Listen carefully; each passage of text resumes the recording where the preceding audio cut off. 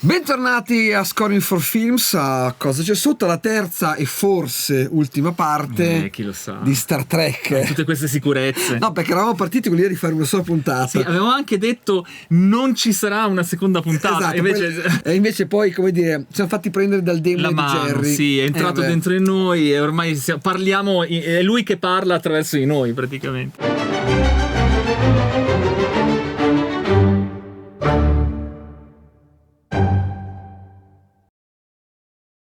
Oggi facciamo un focus su una cosa un po' particolare. Quando abbiamo visto Basic Instinct, e tra l'altro un altro Goldsmith, ma è ricorrente, avevamo visto il fatto che i sintetizzatori che utilizza, siamo nel 92-93 anno più o meno, è sempre un uso di impasto, cioè raramente il synth ha un tema o qualcosa di solo. Qui cosa succede? Qualcosa di simile per certi versi. Succede, no? Qualcosa di, se vogliamo, pionieristico. Perché siamo parecchi anni prima ricordiamo di nuovo nel 79 già si approccia Goldsmith all'utilizzo di questi tipi di suoni in maniera organica con l'orchestra. Un utilizzo futuristico, se vogliamo, un nuovo mondo, un nuovo tipo di suono che a volte faceva sì che alcuni compositori si lasciassero prendere un pochino la mano, diciamolo. Allora, mediamente era dagli anni 50 che comunque questi suoni erano entrati a far parte del cinema. Pensate ai vecchi film di fantascienza degli anni 50, quelli che oggi visti risultano anche un po' buffi, magari con l'uso del theremin, che non era un sintetizzatore, anzi era inventato negli anni 10, però il suono del demonio, no? Esatto. Che creò grandi turbamenti esatto, ma oltre al theremin poi anche l'uso di sintetizzatori già dalla, diciamo, fine degli anni 50. Però certo i synth sono stati per il cinema un qualcosa di incredibile. Cioè, ne parlavamo oggi con Fabrizio mentre stavamo preparando la puntata. Io ho detto, mettiti nei panni di quello che negli anni 70, 60 schiaccia il tasto e viene fuori un mondo sonoro schiacciando un tasto. Lo schiacciamo anche noi tra poco il tasto. Lo schiacciamo, è stato in zona. Perché abbiamo sempre nella nostra mitica partitura il librone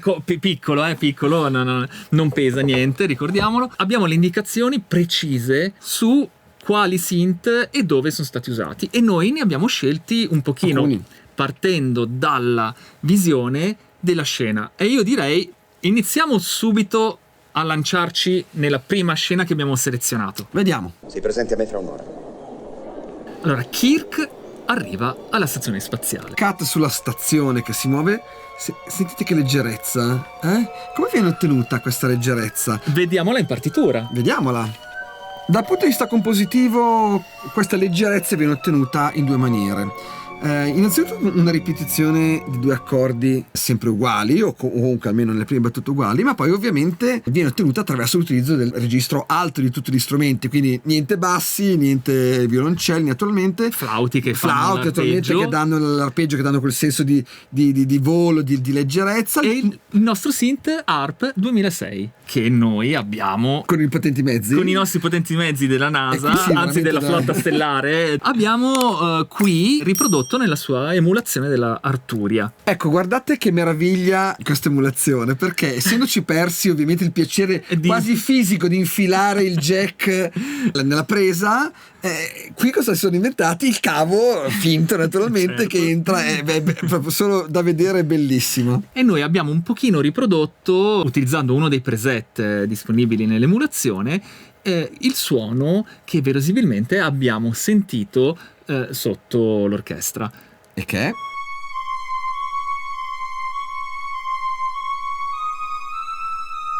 Ecco, qui abbiamo un uso classico, come ho detto prima, di un impasto sonoro, quindi abbiamo i flauti, abbiamo il piano elettrico, abbiamo il vibrafono, abbiamo gli archi chiari, quindi i violini ovviamente in tessitura abbastanza acuta, e poi abbiamo questo suono che anche se non ce ne accorgiamo si sente, devo dire, si sente abbastanza, ma anche magari lo spettatore quando vede la scena non è che sta a pensare qui c'è l'arpa, qui c'è il synth, però è quello che ci aiuta ad ottenere questo senso di leggerezza. E risentiamolo adesso alla luce di quello che sappiamo.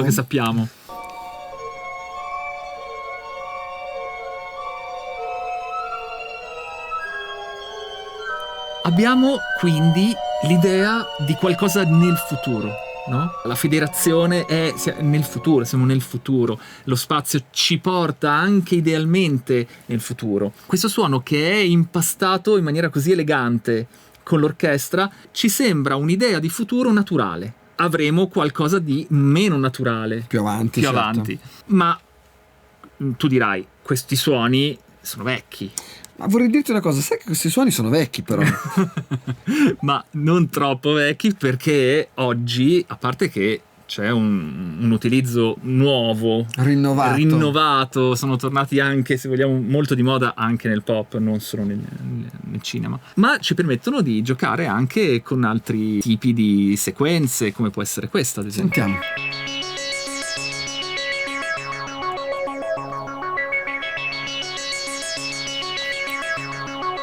Fa un po' Alan Parsons Project, Poi se applichiamo i filtri, certo, diventa tremendamente interessante, attuale, e nelle scene action di molti film anche filtrato con dei filtri che agiscono, vanno a togliere, magari a segare quella parte alta, a renderla più scura, insomma capita di sentire dei movimenti che hanno queste sequenze di sintetizzatori sotto. Allora, abbiamo detto prima che l'uso che fa Goldsmith dei sintetizzatori in questa score è quasi sempre di impasto e quasi mai da soli. Invece qui, giusto per il piacere di smentirmi, vediamo l'esatto qualcosa opposto. nel film, accade qualcosa. Prima di introdurvi questa scena che riguarda Spock, vi diciamo una cosa che ho trovato molto interessante. Spock, per chi non lo sapesse, è la razionalità, è la mancanza di passioni, è la lucidità portata all'estrema, sebbene sia conseguenza. Inquinato, Spock è inquinato dall'umanità, ecco. No? Tant'è vero che il test su Vulcano non viene passato. E perché allora durante questo test, adesso non lo vediamo oggi, ma durante questo test Goldsmith fa suonare l'orchestra e i violini in particolare e scrive non espressivo, non vibrato, perché il vibrato in genere dà proprio quel senso di umano le passioni umane. Ecco, ovviamente no? Spock è algido, è freddo e cerca di affrancarsi dalle sue passioni, e quindi il suono dell'orchestra è non espressivo e non vibrato.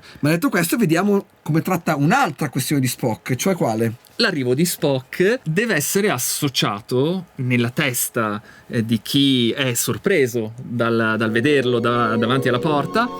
Spock entra e noi sentiamo sotto: ma è il signor Spock. Spock. Ecco, questa parentesi è bellissima. I sintetizzatori interrompono il flusso dell'orchestra, quindi l'orchestra è l'umanità, diciamo, dell'Enterprise, o quantomeno la nostra umanità che stiamo guardando e stiamo partecipando con loro alla sorpresa dell'arrivo.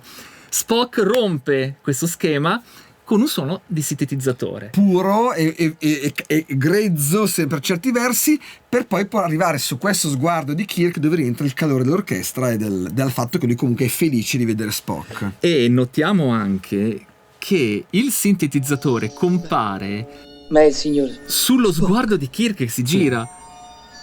Noi siamo nella testa di Kirk e stiamo vedendo Spock attraverso il suono del synth. Sì, perché molte volte si tende ad abbinare un suono di un personaggio con la faccia del personaggio, che non è sbagliato dal punto di vista tecnico di scrivere una score, però se vogliamo è un po' basico. Qui andiamo oltre. Spock è presente nella sala anche se non è inquadrato, grazie alla musica. Grazie a quale synth?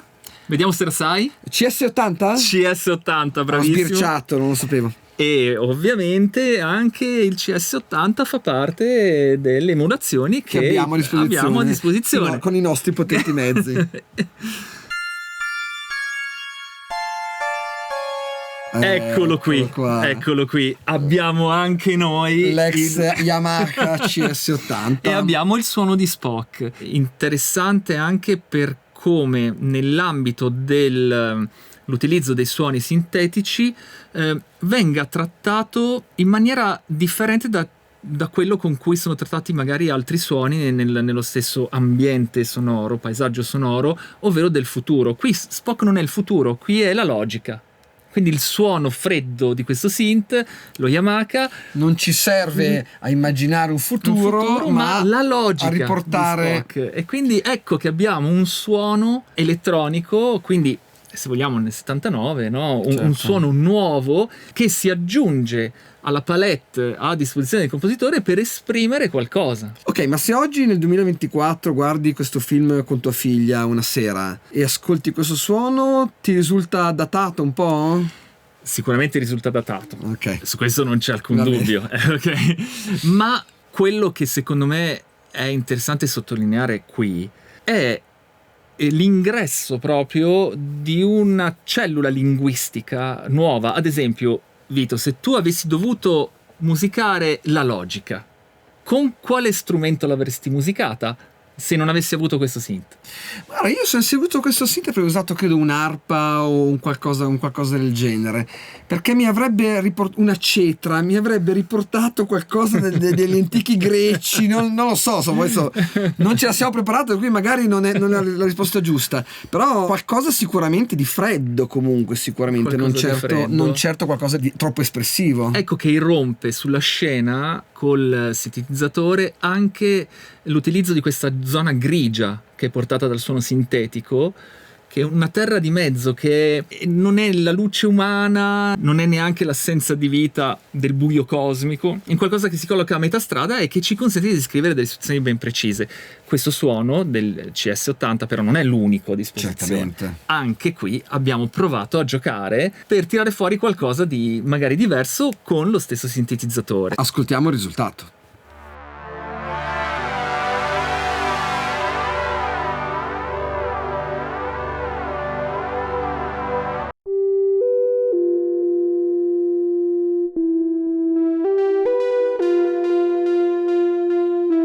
Mi fa un po' John Carpenter, 1997, Sì. Fuga da New York. Sì, è vero. Insomma, le possibilità espressive sono potenzialmente infinite. Sì, si possono usare tantissimo fusi con altri suoni. Allora, cosa succede in questa scena? Il pericolo incombente, imminente e sconosciuto porta alla morte di alcune persone lontane. È E la vediamo- scomparsa, la alla scomparsa, dematerializzazione, esatto. no? Quindi nella nube, questa nube c'è qualcosa che agisce. Ecco qui, abbiamo sentito due cose. La prima cosa è quello che può sembrare a prima vista un synth, quello sbam E iniziale. invece, E invece non è un synth. anche se sembra a tutti gli effetti, è Si uno chiama strumento molto particolare che si chiama Blaster Beam. il Blaster Beam, che devo dire è stata una scoperta strana, perché io quando ho ascoltato ho detto va bene, questo Certo, è un suono di synth, è synth, ovvio, ma come non è? E invece no, qui Invece abbiamo no. l'immagine di che cos'è un Blaster Beam. Esatto. È uno strumento a percussione fondamentalmente, che ha comunque tutta una serie di possibilità espressive. E si possono fare dei glissando, si possono fare veramente una serie di cose molto interessanti, e Goldsmith lo usa molto spesso in questa score proprio come suono da solo. Certo, anche perché è il suono della minaccia che non conosciamo. È la nube, ha dentro qualcosa, scopriremo che quel qualcosa è Viger, è il suono di Viger. Ogni volta che succede qualcosa che ci deve rimandare a Viger, sentiamo il suono del Blaster Beam. E questa cosa è curiosa, che questo suono così rilevante, centrale nella narrazione, sia in maniera sorprendente un suono che ci sembra sintetico, ma che non è sintetico. Sì, forse discutibile, per amor del cielo, può darsi, perché quello che noi crediamo essere una cosa sintetica, quindi finta, in realtà è una cosa vera, è un'entità vera. E possiamo azzardare, fare delle ipotesi qua fantascientifiche, che nella testa di Goldsmith ci fosse la volontà di richiamare che nella nube oscura c'è Viger, che è la sonda creata dall'uomo, e quindi l'umanità di Viger, Certo. che risiede non in quanto macchina, ma in quanto macchina creata dall'uomo. Sì, io ci vedo questo collegamento, magari forzato. È un po' magari, forzato, chi lo sa? Magari Goldsmith non ci ha pensato Dovremmo minimamente. chiederglielo, Dovremmo ma- chiederglielo, purtroppo non è possibile. possibile. Però insomma, a me piace pensare che anche se un po' contorto possa esserci stato dietro un ragionamento del genere. E anche qui siamo in grado di andare a prendere il nostro, in questo caso di nuovo, Yamaha CS80 nell'emulazione. Sentiamolo.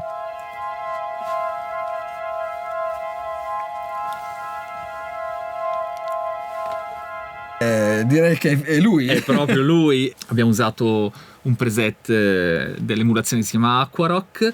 Questo esperimento è in grado anche di farci isolare e percepire il suono del synth relativamente al resto. Infatti se adesso risentiamo la scena, Blaster Beam, Eccolo lì il Blaster Beam. e poi il nostro CS80. Cosa abbiamo adesso?